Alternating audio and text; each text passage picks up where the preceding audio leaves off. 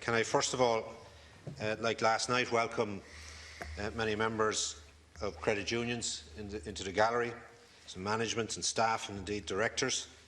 Can I thank all those who contributed to the debate? Can I acknowledge those, although in the minority, who have committed to support and spoke in favour of the motion? And last night, initially, in proposing the motion, my colleague, Deputy Michael McGrath, elaborated on the contents of our motion. He elaborated and highlighted the implications of the measures contained within the CP88 document if signed by Minister Noonan. And I note yesterday evening, before the debate started, Minister Noonan left the chamber. Minister Noonan is not in the chamber this evening, nor as many of his colleagues, but I would ask that he might inform us as to his absence and give a good reason as to why that might be the case. And I note Deputy Rabbitte seemed to intimate that it was Deputy Harris's responsibility solely. I doubt that be the case. But to note what Deputy Harris had to say last night, and to again read from the script provided by the Minister present, and they speak on behalf of the government, and they speak on behalf of the deputies who are party to the government. They too, as Deputy Troy and others have alluded to, talk about the perceived implications of the measures contained within those recommendations contained within the CP88 if signed by Minister Noonan. There's nothing perceived about the implications for the credit union movement.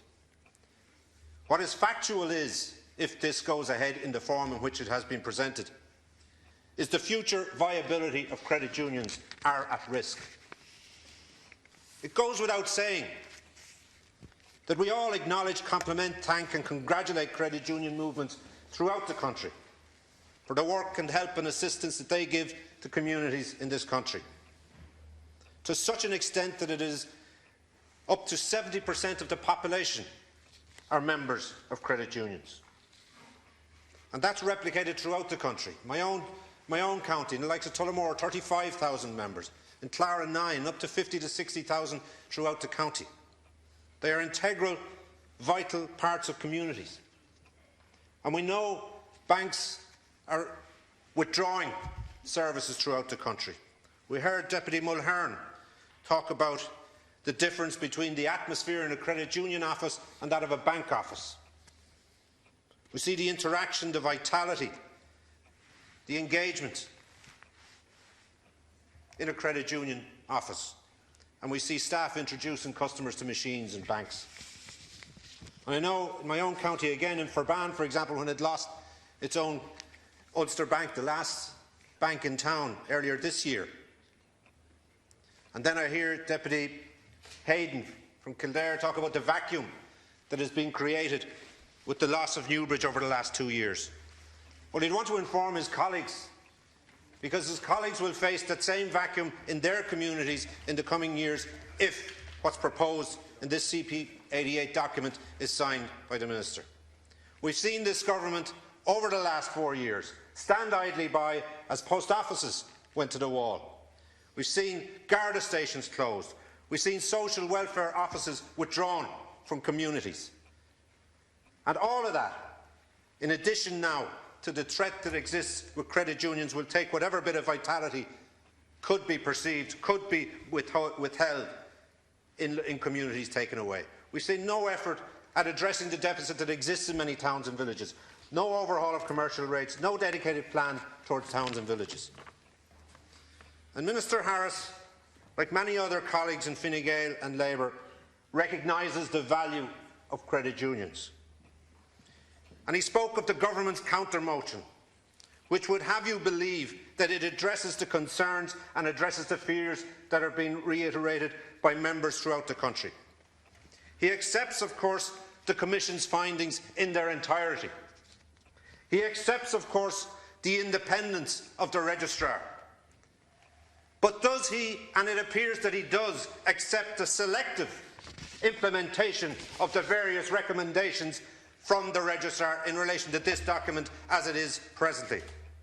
He forgets and he doesn't acknowledge the omission of other recommendations which might assist credit unions in the area of helping and assisting small and medium enterprises, which may help in the area of mortgage lending and go beyond the restrictive 10%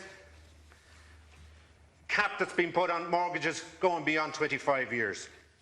And he talks then, within the motion, he says there is provision, and I see it again in your contribution this evening, that there would be, they can explore the possibilities of an input from the credit union movement in relation to the social housing dilemma we have. What exploration is required when a credit union has the capacity to make available through a central fund, similar to the Canadian model, funding to local communities, to local authorities, to build houses in their area? I was at a meeting yesterday where the Department of Environment was talking about the estimates and looking back at the spend this year. They made a commitment in a $4 billion investment over 5 years this time last year that there be up to 7,500 new homes throughout the country this year, 4,000 of which would be new builds. You know how many was built? 200. That's 5 per local authority. I must have been the exception in my county. I got 8, but I got 8 in the last 4 years.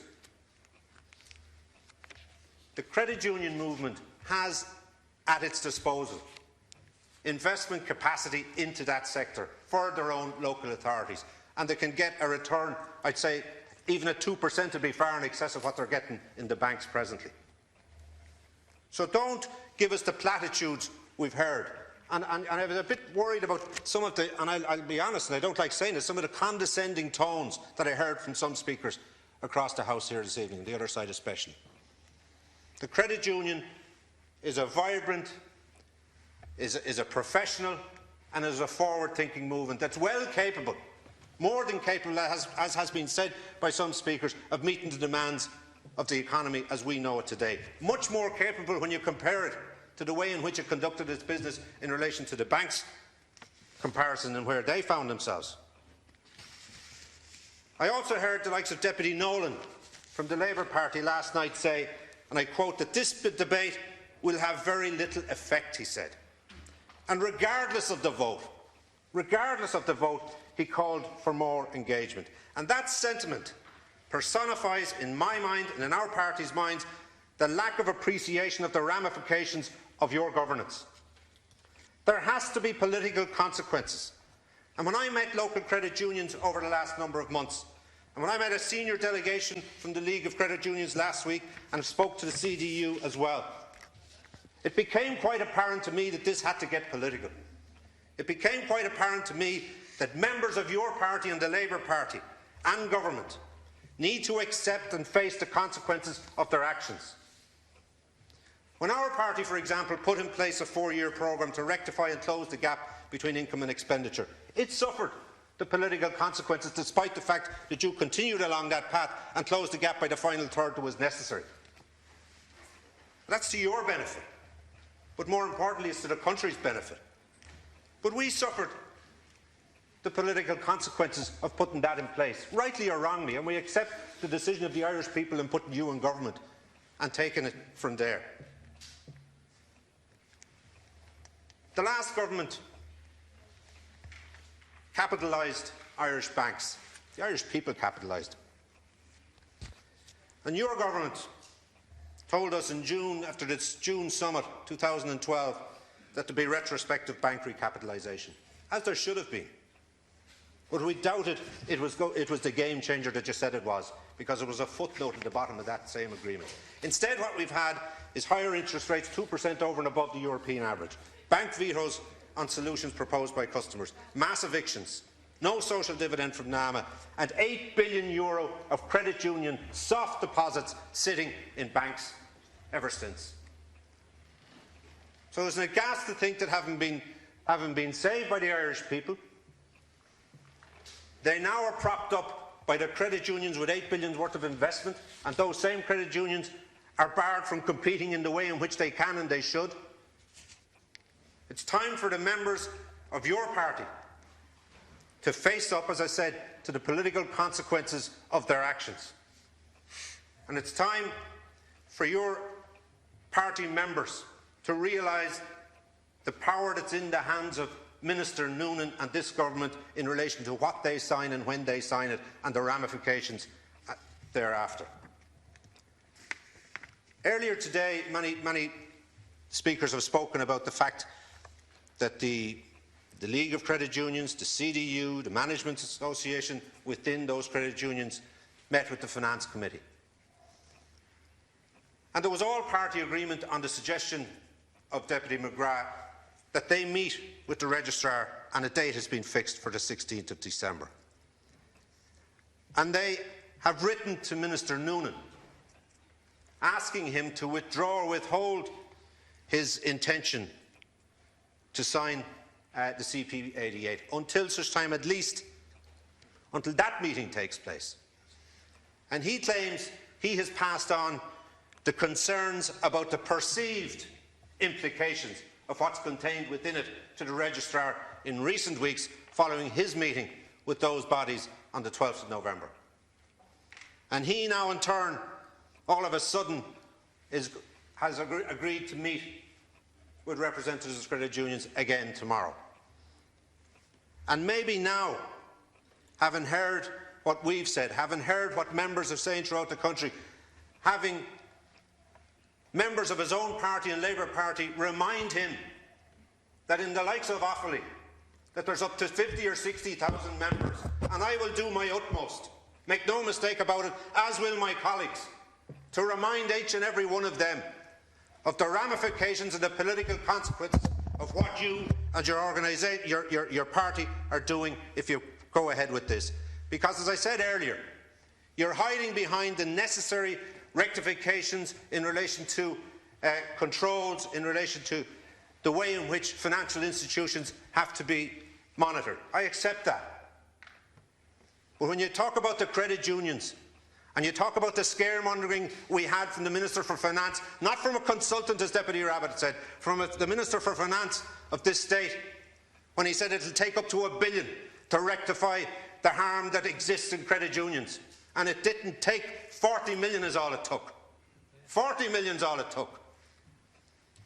And now we're saying to you that you now think you can hide behind regulators, you can hide behind registrars, and you can say you accept all that's contained within the Commission's recommendations. But you'll stand idly by when the registrar selectively picks and chooses from those recommendations and puts it under the nose of the Minister for Finance, whom at this 11th hour still doesn't recognise and still thinks there's perceived ramifications. There's nothing perceived about us putting our second motion before this House. It's time to wake up and smell the coffee. It's time for you to realise, and for your party members to realise, that if you vote for this, don't expect members of credit unions to vote for you. Thank you.